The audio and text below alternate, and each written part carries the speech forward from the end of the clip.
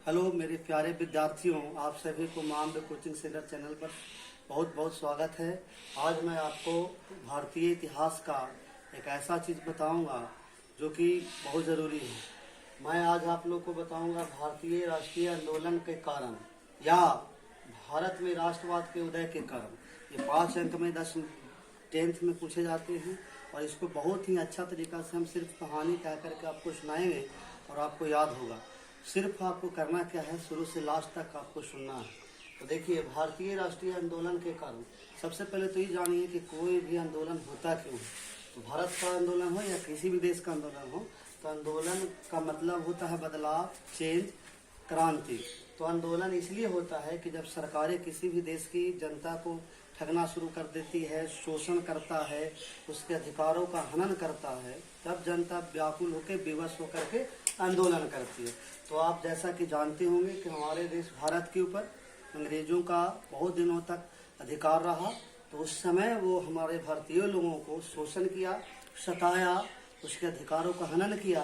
तो भारतीय लोग अजीज होकर के उन्होंने राष्ट्रीय आंदोलन के लिए प्रेरित हुए और राष्ट्रीय आंदोलन हुआ। तो देखिए, उसका कई कारण था, ऐसा नहीं है कि एक कारण से राष्ट्रीय आंदोलन हो गया भारतीय आंदोलन।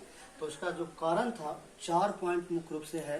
तो आपको परीक्षा में चारों पॉइंट लिख करके उसको डैश देनी है। तो पॉइंट सिर्फ आपको याद रखना है। जैसे देखिए, राजनीतिक कारण, सामाजिक कारण, आर्थिक कारण और धार्मिक कारण। और इसमें जो लिखा जाएगा वो आपको याद नहीं करनी है, बल्कि समझना है और समझ करके लिख देना है। तो देखिए, भारतीय राष्ट्रीय आंदोलन का पहला जो कारण है वो राजनीतिक कारण है। तो राजनीतिक कारण में क्या था कि राजनीतिक में हम लोग समझते हैं पॉलिटिकल चीज होता है, पॉलिटिक्स होता है। जैसे किसी भी देश में नेता लोग शासन करते हैं और अगर नेता भ्रष्ट हो तो उसके खिलाफ आंदोलन होता है।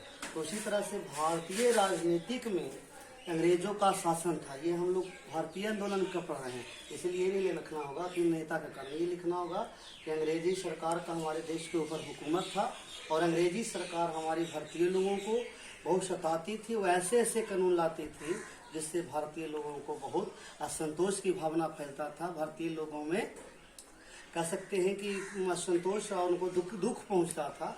इसीलिए उन्होंने ठाना कि हमें भारतीय आंदोलन करना है और अंग्रेजों को यहाँ से भगा देना है, उखाड़ के नहीं फेंक देनी है। तो जैसे कि आप ले सकते हैं रॉलेट एक्ट, जो अंग्रेज के द्वारा चलाया गया था, जिसके तहत अगर कोई भारतीय लोग किसी तरह का कोई मैंने अंग्रेज के खिलाफ बोलता था तो उसको जबरदस्ती जेल में डाल देते थे। तो राजनीतिक कारण सिर्फ इतना लिखना है कि हमारे देश के ऊपर अंग्रेजों का शासन था और उनका जो राजनीति था बहुत खराब था और खराब होने के कारण भारतीय लोग उनसे खुशिया गए और आंदोलन किया। सामाजिक कारण में क्या लिखना, तो जैसा कि हम लोग सब जानते हैं कि मनुष्य एक सामाजिक प्राणी है। तो सामाजिक प्राणी होने के नाते जो अगर हम समाज में रहते हैं और हमसे कोई भेदभाव करे, दुराचार करे, तो उसके कारण हम लोग प्रेरित होकर के कुछ ना कुछ उसके खिलाफ करते हैं। तो इसी तरह से जो अंग्रेज थे वो हमारे भारतीय लोगों को साथ भेदभाव करते थे, सामाजिक भेदभाव। जैसे अपने आप को ऊंच समझते थे और भारतीय लोग को नीच समझते थे। भारतीय लोग को वो श्रेष्ठ नहीं समझते थे, अपने आप को श्रेष्ठ समझते थे। भारतीय लोगों को वो काले कह के पुकारते थे और अपने आप को गोरा कहते थे। भारतीय लोग को इंडियन ब्लैक डॉग कह के पुकारते थे। ऐसा अगर कोई भी आपके साथ ही बोलेगा तो आपको भी गुस्सा आ जाएगा। तो इसीलिए भारतीय लोग सब एक हुए, जो कि राष्ट्रीय आंदोलन का कारण बना। आर्थिक कारण में लिखनी है, आर्थिक में होता है रुपया पैसा। तो आर्थिक कारण में लिखनी है कि जब अंग्रेजों का हमारे देश पर अधिकार था तो उस समय किसान मजदूर काम करते थे, तो उनको मजदूरी के बदले कम वेतन दिया जाता था, उनको सताया जाता था, कामें ज़्यादा ली जाती थी और वेतन कम दिया जाता था। साथ साथ किसानों का जो जमीन था उसको छीन लिया गया था। तो इन सभी के कारण न तो मजदूर खुश था न तो किसान खुश था। यहाँ तक कि जो छोटे छोटे लघु उद्योग थे उसको अंग्रेजों ने चौपट कर दिया था। इसीलिए आर्थिक कारण ये बना कि लोगों का जो अधिकार छीन लिया गया। धार्मिक कारण में आपको लिखने हैं कि अंग्रेज लोग जो थे वो ईसाई धर्म को मानते थे। हमारे देश में मुस्लिम और हिंदू भाई रहते थे, तो वो चाहते थे कि हिंदू लोग और मुस्लिम लोग ज़बरदस्ती हमारे धर्म को अपनाएं। तो भारतीय लोग के साथ वो ज़बरदस्ती धर्म परिवर्तन करवाना चाहते थे और भारतीय लोग को ऐसा मंजूर नहीं था। तो धार्मिक कारण में लिखेंगे कि धर्म परिवर्तन करने की जो उनकी चेष्टा थी, इसके कारण भारतीय लोग नाराज हुए और सब मिला जुला करके भारतीय राष्ट्रवाद के कारण बना। अब हम लोग सबसे महत्वपूर्ण भारतीय इतिहास का जो जलियांवाला बाग हत्याकांड है उसको हम लोग समझेंगे। तो देखिए, कांड कहीं भी हुआ तो उसमें कोई ना कोई कारण रहा। तो जलियांवाला बाग हत्याकांड क्या था और कैसे भारतीय इतिहास में ये दुखद घटना बन गया। तो देखिए, जलियांवाला बाग हत्याकांड को समझने के लिए हमें इतनी चीज़ सिर्फ ध्यान रखनी। जलियांवाला बाग जो है वो पंजाब के अमृतसर शहर में है। पहले भी था, आज भी है, लेकिन चूंकि वहाँ कांड हुआ तो उसको घेराबंदी करके सरकार रखा है और वो देख सकते हैं आज भी जा करके। तो जलियांवाला बाग हत्याकांड 13 अप्रैल 1919 ईस्वी को हुआ था। 13 अप्रैल 1919 ईस्वी को हुआ था। यह जो हत्याकांड था वो अंग्रेजों के कारण हुआ था। जैसे अंग्रेजों ने हमारे जो पंजाब के डॉक्टर सत्यपाल और किचलू जी जो थे, डॉक्टर सत्यपाल और किचलू, उनको गिरफ्तार कर लिया था। और उनको गिरफ्तार क्यों किया गया था? तो उसका कारण था रॉलेट एक्ट। रॉलेट एक्ट जो था भारतीय इतिहास का एक काला कानून था और इसका विरोध कर रहे थे। तो अंग्रेज जो हैं डॉक्टर सत्यपाल और किचलू को गिरफ्तार कर लिया। तो डॉक्टर सत्यपाल और किचलू एक प्रसिद्ध डॉक्टर थे। तो पंजाब के लोगों में असंतोष की भावना जागी कि हमारे डॉक्टर जो है उनको गिरफ्तार कर लिया गया। तो डॉक्टर सत्यपाल को और किचलू जी को छुड़ाने के लिए अंग्रेजों के चंगुल से ये जलियांवाला बाग जो पंजाब में है वहाँ बैठ करके शांति ढंग से सभा कर रहे थे। तो ये सूचना अंग्रेजों को मिल गई किन्हीं के द्वारा कि आपके खिलाफ जलियांवाला बाग में षड्यंत्र रचा जा रहा। तो अंग्रेज उस समय जो था वहाँ का सरकार जो था भारतीय लोगों में, जिस समय जलियांवाला बाग हत्याकांड हुआ था उस समय था जनरल डायर, नाम याद रखिएगा। जनरल डायर ने बिना सोचे समझे जो शांति ढंग से जुलूस हो रही थी उस निहत्थे लोगों के ऊपर घेराबंदी करके अपने सैनिकों के द्वारा गोलियां चलवा दिया। जब गोली चलेगा वही तो मृत्यु तो होगी, उसमें हत्याएं होगी, गोली लगेगा, खून बहेगा। तो उसमें कम से कम 500 से अधिक लोग मारे गए, हजारों लोग घायल हो गए। तो इसीलिए यह घटना जो है भारतीय इतिहास का दुखद घटना कहलाया। 13 अप्रैल 1919 के दिन ये हुआ था, इसीलिए जलियांवाला बाग हत्याकांड कब माना जाता है? 13 अप्रैल 1919 को।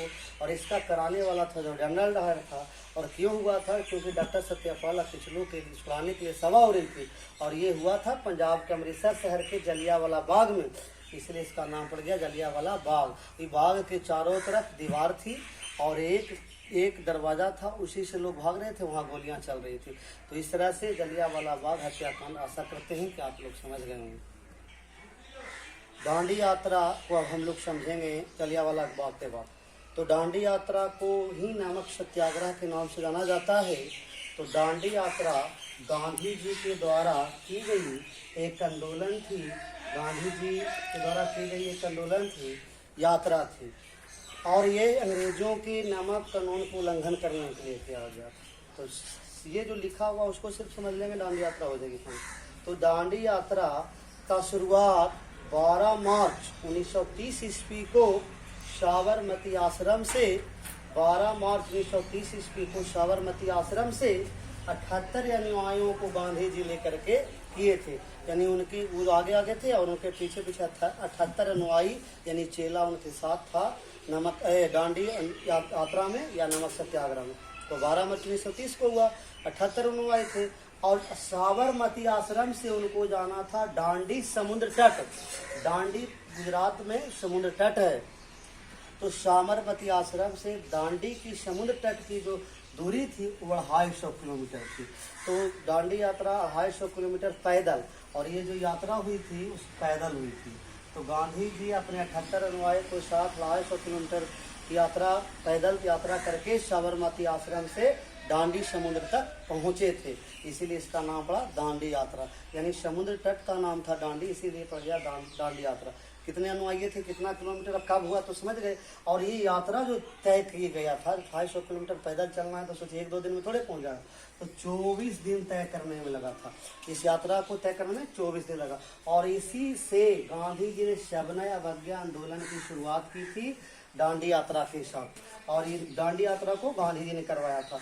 तो देखिए, गांधी जी जो दांडी यात्रा किए थे इसका अर्थ था कि जो नमक कानून अंग्रेज बना के रखा था उस नमक कानून का उल्लंघन करना। इसी उद्देश्य क्यों किया गया था? तो उद्देश्य है नमक कानून का उल्लंघन करना, जो विदेशी कपड़ा है, अंग्रेज का सामान है, उसको बहिष्कार करना, सरकार को टैक्स ना देना और घर घर जाके छूत और चरखा चलाना। अर्थात गांधी जी ये दांडी यात्रा करके लोगों को जगाना चाहते थे कि अंग्रेजों के सामानों का बहिष्कार करो, ताकि अजीज हो कि अंग्रेज हमारे यहाँ से भागे और हम सभी को एक स्वतंत्र जीवन जीने का अवसर मिले। तो ये है दांडी यात्रा, आपको समझ में आ गया है। अब हम लोग चौरा चौरी हत्याकांड को समझेंगे, जो कि यह भी भारतीय इतिहास में, आज जो भी हम लोग पढ़ रहे हैं सारे भारतीय इतिहास पढ़ रहे हैं, और उसी के दौरान हम लोग चौरा चौरी हत्याकांड याद करेंगे। तो इसको देखिए, कोई भी इतिहास की घटना होती है ना, उसको रखिए मत, समझिए तो आराम से याद हो जाएगा। जैसे चौरा चौरी हत्याकांड क्यों नाम पड़ा? ये चौरा चौरी जो आप देख रहे हैं ना, एक जगह है और ये जगह पड़ता है उत्तर प्रदेश गोरखपुर। उत्तर प्रदेश गोरखपुर, चौरा चौरी एक जगह का नाम है जो पड़ता है उत्तर प्रदेश गोरखपुर। और यहाँ चूंकि हत्याकांड हुआ था इसलिए इसका नाम पड़ गया चौरा चौरी हत्याकांड। तो सिंपल है। और ये घटना जो हुई थी 5 फरवरी 1922 ईस्वी को हुआ था। 5 फरवरी 1922 ईस्वी को हुआ था। अब रीजन क्या था, कोई हत्याकांड क्यों हो गया? तो इसका रीजन था गांधी जी के द्वारा जब असहयोग आंदोलन का शुरुआत किया गया था, यानी जब गांधी जी असहयोग आंदोलन कर रहे थे उसी के दौरान चौरा चौरी हत्याकांड हुआ था। तो असहयोग आंदोलन जो था गांधी जी का असहयोग आंदोलन के दौरान हुआ था।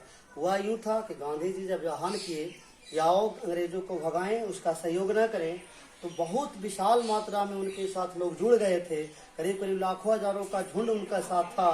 तो पुलिस उनको रोकना चाहता था। यानी असहयोग आंदोलन जब वो कर रहे थे तो उत्तर प्रदेश के गोरखपुर जिला में चौरा चौरी थाना, ये चौरा चौरी थाना के नाम था, उसी का इलाका में पड़ता था और गोरखपुर जिला में।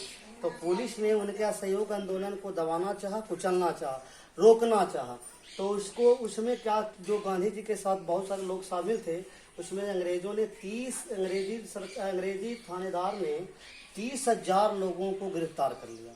इतनी बड़ी संख्या में जब लोगों को गिरफ्तार किया गया तो गांधी जी का जो भीड़ हुजूम था, जो आंदोलन के लिए चल रहा था, वो गुस्सा में फूट गया। यानी उसके पास गुस्सा आ गया। अभी 30,000 लोग हैं, 1 लाख लोग हैं, उसमें से कुछ लोगों को गिरफ्तार पुलिस बिना वारंट के कर लेगा तो लाजमी। और पुलिस इसलिए कर रहा था क्योंकि असहयोग आंदोलन को कुचलना चाहता था, रोकना चाहता था।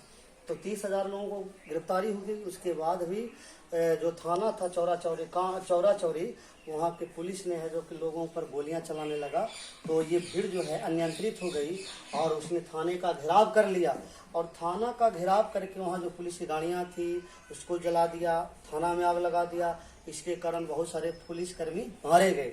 तो चौरा चौरी हत्याकांड भी जो है एक दुखद घटना है और ऐसी घटनाएं हैं। तो ये जितना भी कांड आप पढ़े, जलियांवाला बाग, ये दांडी यात्रा या चौरा चौरी हत्याकांड, ये सब भारतीय इतिहास से समझने पड़े। आशा करते हैं कि आप एक बार जब इन चीज़ों को ध्यान से सुन लेंगे तो आपको याद हो जाएगी। और जब याद हो जाएगा तो अपने दोस्तों के साथ फेसबुक, व्हाट्सएप इस सब पर शेयर करिए। धीरे धीरे हम आप लोग के लिए प्रयास ऐसे ही करेंगे और अच्छे अच्छे वीडियो लाएंगे।